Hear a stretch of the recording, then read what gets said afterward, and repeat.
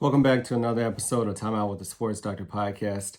And I am very excited to still have you here for another week. Thank you for all the day ones who have now been with me for over 3 3/4 years. So we are closing in on the 4th year. And some of you have been here literally since day one. So thank you. Thank you for all of those who are new to this community. I know we have a lot of people that are new now because of the new partnerships that we have going on. Welcome to the community. Make sure that you go back and listen to some of the earlier episodes to see some of the stories behind the backstories to how we got here. So, I woke up this morning and my kids were like, "Why are you so excited this morning?" Because I said, today is the day we win. And what do I mean by that? So physically today might be, they do have games and my daughter has a competition. So by the time this episode comes out, I'll be telling you about her championship. But what do I mean about today is the day you win? It doesn't matter if you're actually in a championship game today or you're just starting the journey. Today is the day you win. And why do I say that? Because now that we are almost 4 years into this podcast, I have brand partnerships and sponsorships, and I have invites to other platforms to speak and to do injury analysis and things of that nature. Why is that all happening? Because I won in 2021. Because spring of 2021 looked far different from spring 2025. Spring 2021, I was trying to figure out which camera am I going to use for a podcast. I was trying to figure out what microphone to buy. I was trying to figure out how to get guests, how to reach out to companies, how to reach out to potential guests, how to even write a podcast and how to make a podcast. So here we are now 4 years later, and we've connected with some of the leaders in medicine, sports, entrepreneurship. And these are all things I really could not even really envision 4 years ago. I was literally just trying to figure out how to get started. So I want everyone to figure out today how you win today. It might physically be that you win the game today, and it might be that you just get started. So make whatever move you need to do today so you can win either today or win later. Now, this episode, we're going to focus on athlete mental health and wellness. And I've been able to connect with licensed clinical social workers, physicians, athletes, doctors, psychologists, across that whole board. And there's more to come in this athletic wellness space. But today we're going to pull some segments from all those videos so that you can get a good idea of what we mean when we talk about athlete mental health and wellness. Hope you have a great week. Be blessed. We love you. Thank you for being a part of this community. So one of the most frequent questions I get is, Doc, when will he be ready to go back to play? And they want a straightforward answer, and it's definitely more complicated than that. I can tell you in this time frame, you should be getting better, but if you're not showing up to do the work, to do the rehab, to strengthen your muscles, to get back to the point, so if I put you in the game, you don't return to me injured again. So I can imagine that when I was going through the struggles of trying to pass this test, and I was praying to God, Lord, please just let this test pass me, Lord. Please put me back. My career is in jeopardy. That he was looking at me saying, son, you're worried about this test, but I'm worried about your life. I'm worried about when are you going to do the therapy to fix your brokenness, to fix your self-control, to fix all the things that you need, because I have a blessing for you that I need you to be ready for. One of the things that I think across the board, pretty much every single athlete that I work with loves is a practice that's called legs up. So it's literally just throwing your legs up the wall on a chair. And here's how I might meet an athlete where they are if they're like, I don't have 10 minutes for that. I'm like, okay, take your phone with you, go do your scrolling. Go do your scrolling on TikTok while your legs are up, because we know, right? Let's look at your screen time every week. We know that you're scrolling. We know that you're on social media. So you know what? Kill two birds with one stone. I'm not taking anything away, right? I'm adding this practice while you get to do what you already want to do, right? And so now we're adding that recovery in. Now, ideally, right, do I want the athlete to work to a place where they don't have to take their phone with them and they can actually have a reset for both brain and body? Yeah, but they're not there yet. So, and a lot of times what I find is that if you start with where they are and what they can manage, they will work themselves into. Yeah, I just think, it just kind of, at the end of the day, you just got to be truthful to yourself. After reading the book, it's kind of something that I've taken into account. Since my playing days are, over, I'm looking for, the next thing that I can conquer, kind of like Goggins says. And this Saturday, I'll be running my first half marathon. And, there's been days where I have not wanted to go out and do it. It's been too hot. I've had a long day at work, but I know there's going to be no one there to push me. And so what I did is I got tape and I put it on my mirror, and I would go 1 mile, 2 mile, 3, all the way down to 13. And every time I would, rip that piece of tape off whenever I conquered that mile. And that was something that kind of registered in my mind. It's like, okay, I'm making progress, and this is me doing this. This is no one else holding my hand. They're starting to really move the needle and say, hey, I need help, or hey, and I'm a huge, I think it's a message that we need to start talking about in sport, particularly more, is that we don't have to be unwell to seek out help. you know, don't wait until the lights are going off. Yeah, totally, right?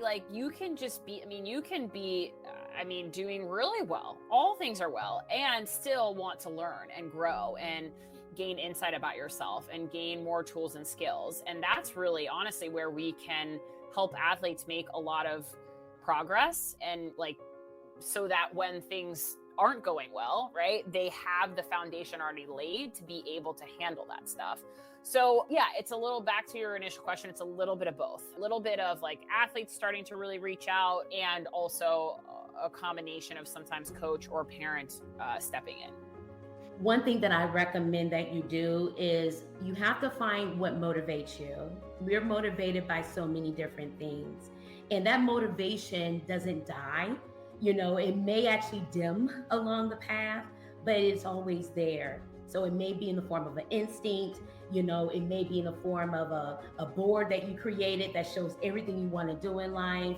It may be, in a conversation that you have with someone else. Whatever that sparks your motivation, your drive, find it, rekindle it, and keep going. For me, it was affirmations that really helped me. I wake up every day and I speak things as though they were. Yes. And that really starts my day off as, being a positive mindset, because I know that in the day, I'm not going to conquer everything great. And I don't see people that are necessarily healthy, right? And so it's important that I bring that to them. I bring hope to them. I bring a smile on my face, so that, in the midst of their dilemma, that they can see that, hey, I can have hope for you, and let's work through this together. And so I really feel that we're used as instruments and vehicles to be able to do that, but it's also important for us to have that self-care. And so we have to make sure that we pour into ourselves too.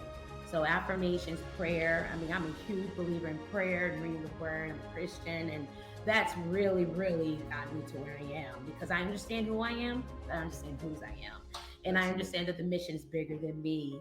What if less is actually more, right? What if we actually slowed down a little bit? And, again, we really don't do a great job. I'm super big on the recovery piece, just because of the link between recovery and mental health, right? We know the impact on our mental health when we are operating from constant depletion. And I think too many athletes are operating there. And that's why, let's get into your work, right? I'm sure there are plenty of studies, right, that could probably link, for example, soft tissue injuries, right? We know immune functioning is going to be down. There's this whole link that, again, if we take this back to total wellness, right? The recovery piece is actually a foundational piece of total wellness. So how do I think the biggest thing with all of my work, whether it's recovery, whether it's mindfulness, whether it's mental health, is really understanding who the athlete is. And this gets back to this piece of recovery is a very individual and unique practice, right? No two people are the same. And so how one person recovers is not going to be how another person recovers. And we always feel that we don't have time for it. But that's leading to physician burnout. It's leading to injuries in athletes. It's leading to depression, suicide, and a lot of high achievers. So we can all, take something from what you just said about, the legs up, or just the time away to meditate and yoga or different things like that. So we can all be at our peak performance when it's time to perform. Because when the mind is never shut off and it's always being stimulated, especially now, you're walking around, the phone's buzzing, the watch is buzzing, you're always in a state where your mind is stimulated. It's hard to rest. And then you try to Absolutely. go to sleep right after you put your phone down or right after you finish, something, and it's hard to do sometimes. It's awful. It does not matter if it's an ankle sprain or if it's, you tear everything in your knee. It is hard. It is incredibly hard. It's hard physically, it's hard mentally. And so starting with that. And then I really encourage all of my athletes to think about something called an SOS list, right? So what is SOS? SOS is, save our ship. It's that kind of like emergency signal. And so an SOS list is a list of, it can be as small as 2 people. It can be as big as like 6. This is a inner circle list, right? This is not, everybody and their neighbor, right? This is like, okay, who could I right now pick up the phone and call? And they're not going to ask any questions. They are going to be by my side in whatever way I need, right? This is very much like, okay, 2 a.m. rolls around and you need something, who are you going to reach out to? An SOS list is a great place and something for everyone to think about having. Honestly, like I have one. I've encouraged all my family members to have one because we never know what life is going to throw at us, right? Yeah. We need to really think about who these people are. And then we've got to take it a step farther and we've actually got to communicate that to those people. So mental health is like a spectrum. And we literally grade that spectrum as mild, moderate, severe symptoms. And then when you talk about mental illnesses, you're identifying clinical criteria of like depressive disorder, anxiety disorders, bipolar disorders, ADHD, okay? So you can have mental illness, but good mental health. You can also have poor mental health, but a mental illness. So, we all have mental health, and I think we all should have access to mental health services for that very reason. So, I just want to put that out there just in case someone is at the brink of a barrier of wanting or deciding if they should seek help or not, knowing that, hey, you deserve it. You have mental health, you're on the spectrum just like I am, looks like Dr. Derrick is. So please, if that is, the tool that gets you there, we want you there because it's important. It's important. The human body is so, it can adapt to change and it can do, way more than people think. And so I think, that would be my challenge to anyone listening or anyone who reads this book. Next time you're doing something, kind of try to separate the two. What is my mind telling me? What's my body? And, always try to go one more. And if you do that one more enough, you'll be surprised how far that'll take you. Yeah, absolutely. I know just from, starting my running journey, coming from being a football player and being, 250, 6'5", not the ideal build for a runner. But at the same time, I started out and, I told myself, I don't know if I'll ever be able to do 3 miles. And then, 4 miles seems kind of far, and 5, and then you keep working up the ladder, and here I am at 10 miles, and you're looking for more. So you can always go that extra step and just keep pushing yourself.